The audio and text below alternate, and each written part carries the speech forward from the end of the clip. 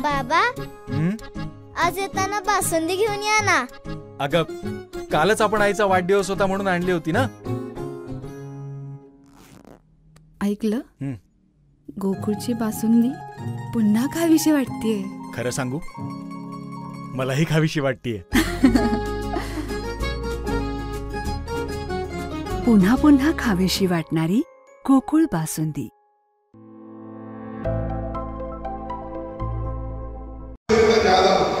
पण संख्याबळाच्या कारणामुळे सन्माननीय मुख्यमंत्र्यांना उपमुख्यमंत्रीपदी समाधान मानावं लागलं.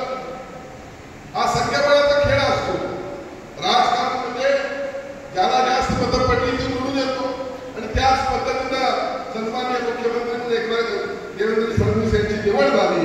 तरी देखील आज आपण जर पाहिला तर संपूर्ण राज्यामध्ये एकच नाव फक्त एकनाथ शिंदेला मानणारा मोठा वर्ग निर्माण झाला. आणि म्हणून देवेंद्र फडणवीस असतील, एकनाथजी शिंदे साहेब असतील, अजितदादा पवार असतील, हे अत्यंत चांगल्या पद्धतीने या राज्यामध्ये काम करतात. येणाऱ्या लवकरच महानगरपालिका आणि स्थानिक स्वराज्य संस्थांच्या निवडणुका आहेत. आपली सर्वांची जबाबदारी वाढलेली आहे. राज्यातील जनतेने ठरवलेलं आहे की संपूर्ण स्थानिक स्वराज्य संस्थांमध्ये या ठिकाणी महायुतीची सत्ता आणायची.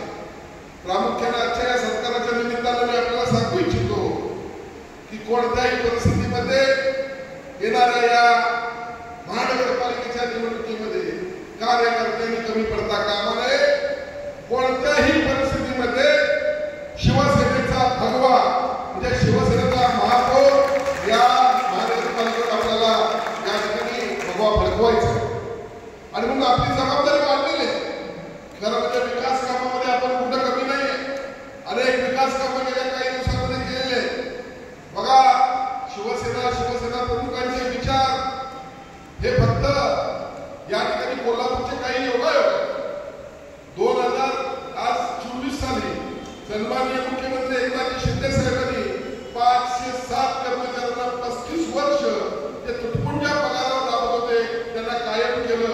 आणि हीच घटना 1998 साली नारायण मुख्यमंत्री होते तर 630 कर्मचाऱ्यांना शिवसेनेने त्या ठिकाणी कायम केलं होतं. आणि प्रामुख्यानं रंकाळ्याचा विषय 100 कोटीचे रस्ते कन्व्हेन्शन सेंटरला सुरुवात होईल.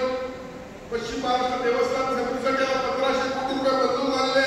मोठ्या प्रमाणात विकास कामं झालेले आहेत. आणि म्हणून येणारे हद्दवाढ देखील महत्वाचे आहे. हद्दवाढी संदर्भात मी आपल्याला एवढंच सांगू इच्छितो, हद्दवाढ होणार ते लवकर होणार. खरं म्हणजे हे लोक आपलेच आहेत. हद्दवाढीच्या आत येणारे नागरिक आपलेच आहेत. म्हणून त्याला चॅलेंज